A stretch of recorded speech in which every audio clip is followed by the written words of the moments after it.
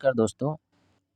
आज 23 सितंबर है और 23 सितंबर का फर्स्ट शिफ्ट का वीडियो अपलोड किया जा चुका है। आप जाकर उसे उनके आज फर्स्ट शिफ्ट में पूछे गए क्वेश्चंस को आप देख सकते हैं और इस समय ये सेकंड शिफ्ट का क्वेश्चन है। बाकी थर्ड शिफ्ट का भी क्वेश्चन आपको जल्द ही चैनल पे मिल जाएगा। तो चैनल को सब्सक्राइब कर लीजिए और साथ में बेल आइकन को भी दबा दीजिए और इस वीडियो को लाइक कर दीजिए। तो चलिए आज जो सेकंड शिफ्ट में क्वेश्चन पूछे गए थे उनके बारे में उनका एनालिसिस कर लेते हैं, देख लेते हैं उनको। पहला जो क्वेश्चन पूछा गया था वो पूछा गया था कि सकल घरेलू उत्पाद यानी जीडीपी में अगर मूल्यह्रास घटा दिया जाता है तो हमें क्या मिलता है। तो यदि हम मूल्यह्रास को घटा देते हैं तो उसमें हमें नेट डोमेस्टिक प्रोडक्ट मिलता है यानी एनडीपी मिलता है, शुद्ध घरेलू उत्पाद मिलता है। यदि हम जीएनपी में मूल्यह्रास को घटाते हैं तो हमें प्राप्त होने वाले कुल आय का माप कहा जाता है, यानी कुल आय मिलता है, शुद्ध आय मिलता है एक तरह से कहें तो, जो कि आपका क्या होता है, शुद्ध राष्ट्रीय उत्पाद के नाम से जाना जाता है, यानी शुद्ध राष्ट्रीय उत्पाद कहते हैं। अगला क्वेश्चन पूछा गया था कि विंग्स ऑफ फायर किसकी आत्मकथा है। तो विंग्स ऑफ फायर जो एक फेमस बुक है और यह किनके द्वारा लिखा गया था, तो एपीजे अब्दुल कलाम के द्वारा लिखा गया था और यह 99 में पब्लिश हुआ था। एपीजे अब्दुल कलाम को मिसाइल मैन ऑफ इंडिया के नाम से भी जाना जाता है और ये भारत के 11वें राष्ट्रपति थे। उन्होंने 2002 से 2007 तक भारत के राष्ट्रपति के रूप में कार्य किया। वे भारत के राष्ट्रपति बनने वाले पहले वैज्ञानिक थे। वे सियाचिन ग्लेशियर का दौरा करने वाले भी पहले भारतीय राष्ट्रपति थे। वह विधानसभा चुनाव में मतदान करने वाले भी पहले राष्ट्रपति थे। बिलियन बिट्स ये अखबार जो एपीजे अब्दुल कलाम के द्वारा शुरू किया गया था, उन्हें 1997 में भारत रत्न पुरस्कार से सम्मानित किया गया था। एपीजे अब्दुल कलाम ने कुछ अन्य किताबें लिखी हैं जिसमें से इंडिया 2020, इग्नाइट माइंड्स है, इंडोमिटेबल स्पिरिट्स है और आपका advantage India from challenge to opportunity, ये उनकी फेमस बुक है। अगला क्वेश्चन पूछा गया था कि भारतीय संविधान के इनमें से किस अनुच्छेद के तहत भारत का सर्वोच्च न्यायालय अभिलेख न्यायालय के रूप में कार्य करता है। यानी कि भारत का जो सर्वोच्च न्यायालय है उसके जो फैसले जो लिए गए हैं उन फैसलों के आधार पर जो निचली अदालतें हैं यानी कि हाई कोर्ट और जो डिस्ट्रिक्ट कोर्ट है वह उन फैसलों को एक आधार मानकर दूसरे फैसले सुना सकते हैं, जिसे हम अभिलेख न्यायालय के नाम से जानते हैं।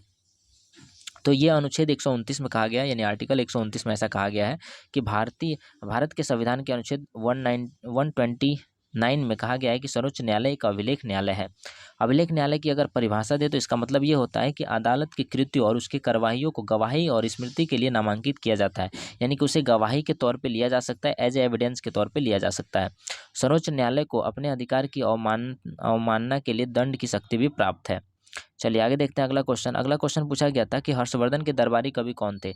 तो हर्षवर्धन जो थे कन्नौज के शासक हर्षवर्धन थे और इनकी जीवनी जो उनके दरबारी कवि बाणभट्ट द्वारा लिखा गया था, जो संस्कृत में लिखा गया था। उन्होंने कदम्बरी नामक एक नाटक भी लिखा था। किसने लिखा था? कदम्बरी नामक उन्होंने एक नाटक भी लिखा है। चलिए आगे देखते हैं अगला क्वेश्चन है हेनसांग एक चीनी तीर्थयात्री ने हर्ष के दरबार का दौरा किया था। चीन जाने के बाद एक किताब सियुकी जो पश्चिम की दुनिया के नाम से उसने लिखा था, यानी कि सियुकी जो पुस्तक है वो किसके द्वारा लिखा गया था, तो ये हेनसांग के द्वारा लिखा गया था। और हेनसांग किसके दरबार में आया था, तो हर्षवर्धन के दरबार में आया था। हेनसांग एक चीनी तीर्थयात्री था जो हर्षवर्धन के दरबार का दौरा किया था और चीन जाने के बाद इसने सियुकी लिखी थी। सेम बात है। चलिए आगे देखते हैं अगला क्वेश्चन। इसमें से एक्स्ट्रा फैक्ट देख लेते हैं क्या है। तो हरिसेन जो है गुप्त सम्राट समुद्रगुप्त के दरबारी कवि थे। बाणभट्ट जो थे वो किसके दरबारी कवि थे, तो ये हर्षवर्धन के दरबारी कवि थे। चंद्रबरदाई जो थे वो पृथ्वीराज चौहान के दरबारी कवि थे और भवभूति जो थे वो कन्नौज के राजा यशोवर्मन के दरबारी कवि थे। चलिए आगे देखते हैं अगला क्वेश्चन क्या पूछा गया था। तो अगला क्वेश्चन पूछा गया था कि भारत ने किस ओलंपिक खेल में पहली बार स्वर्ण पदक जीता था। तो भारत ने 1928 एम्स्टर्डम जो ओलंपिक हुआ था उसमें पहली बार स्वर्ण पदक जीता था और ये हॉकी में जीता गया था। भारतीय पुरुष टीम ने 1928 के एम्स्टर्डम ओलंपिक में अपना पहला स्वर्ण पदक जीता था। टीम ने 5 मैचों में एक भी गोल नहीं खाया था और टूर्नामेंट में अपना वर्चस्व स्थापित करते हुए कुल 29 गोल दागे थे। विशेष रूप से इसमें भारत की जो महान हॉकी खिलाड़ी थे जिन्होंने मेजर ध्यानचंद के नाम से जाना जाता है, इन्होंने इसमें काफ़ी अच्छा भूमिका निभाई थी और नीदरलैंड के खिलाफ फाइनल में इन्होंने हैट्रिक बनाई थी। चलिए आगे देखते हैं अगला क्वेश्चन पूछा गया था कि पूंजीगत वस्तुएं किस प्रकार की वस्तुएं होती हैं, सस्ती होती हैं, टिकाऊ होती हैं या निम्न दर वाली होती हैं। तो पूंजीगत जो वस्तुएं होती हैं वो टिकाऊ वस्तुएं होती हैं जिनका उपयोग उत्पादन प्रक्रिया में किया जाता है। पूंजीगत वस्तुओं के उदाहरण में विनिर्माण उपकरण, माल के परिवहन के लिए उपयोग किए जाने वाले वाहन और डेटा विश्लेषण के लिए उपयोग किए जाने वाले कंप्यूटर सिस्टम शामिल है। अभिनव बिंद्रा जो थे वो व्यक्तिगत ओलंपिक पदक जीतने वाले पहले भारतीय थे, यानी कि व्यक्तिगत उन्होंने 2008 में शूटिंग में जीता था व्यक्तिगत। एकल अगर हम स्वर्ण पदक कहें तो उन्होंने जीता था।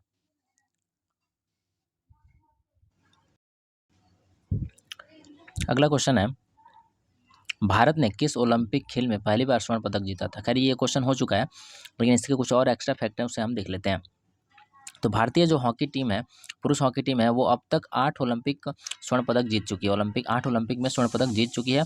उन्होंने 6 लगातार 1928 से 1956 तक स्वर्ण पदक जीते हैं। टोक्यो 1964 में और मॉस्को 1980 में 2 स्वर्ण पदक जीते, और टोटल मिला के कितने हो जाते हैं? 8। टोटल मिला के आपके 8 ओलंपिक स्वर्ण पदक हो जाते हैं।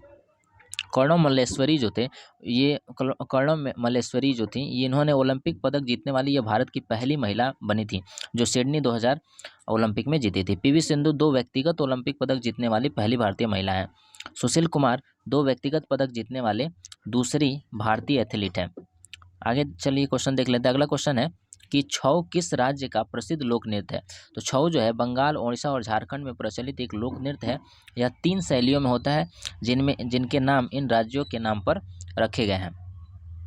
पुरुलिया और सेरा के केला छऊ के पात्रों की पहचान के लिए मुखौटे का इस्तेमाल किया जाता है। छऊ नृत्य को साल 2010 में यूनेस्को की मानवता की अमूर्त संस्कृति विरासत की सूची में शामिल किया गया था।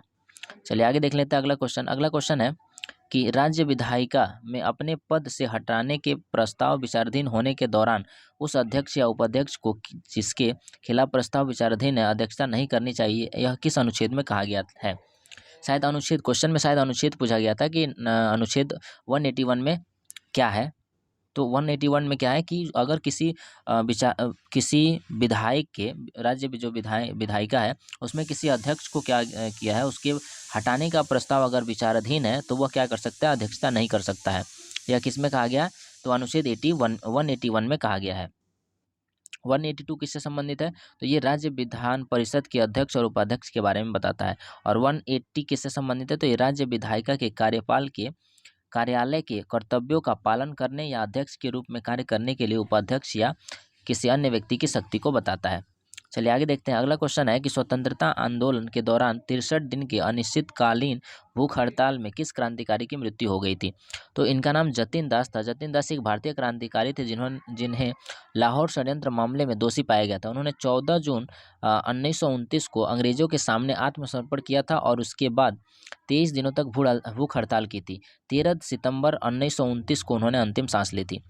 अगला क्वेश्चन है कि नेहरू रिपोर्ट 1928 की अध्यक्षता में तैयार किया गया था? तो यह मोतीलाल नेहरू की अध्यक्षता में गठित एक समिति साल 1928 में तैयार किया गया था और जिसे नेहरू रिपोर्ट कहते हैं। ठीक है, तो नेहरू रिपोर्ट को तैयार किया गया था। इसकी अध्यक्षता मोतीलाल नेहरू ने किया था और सचिव जो थे वह जवाहरलाल नेहरू थे।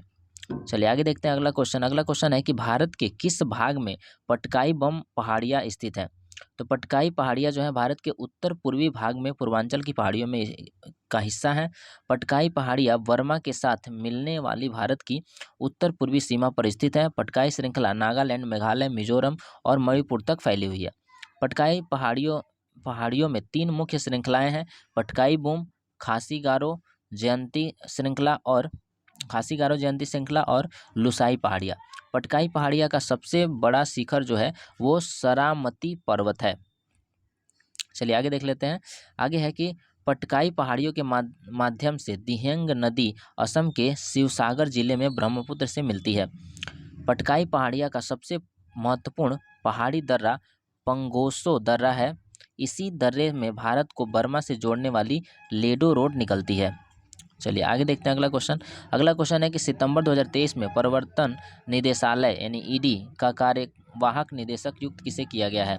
तो राहुल नवीन को किया गया है। और यह कब किया गया है? तो यह 14 अगस्त 2024 को प्रधानमंत्री की अध्यक्षता में कैबिनेट की नियुक्ति समिति ने प्रवर्तन निदेशालय का पूर्णकालिक निदेशक किसे नियुक्त किया है? तो राहुल नवीन को नियुक्त किया है। चलिए आगे देखते हैं। अगला क्वेश्चन है कि राइबोन्यूक्लिक एसिड यानी आरएनए कहाँ पाया जाता है? तो आरएनए जो है सभी जीवित कोशिकाओं में पाया जाता है।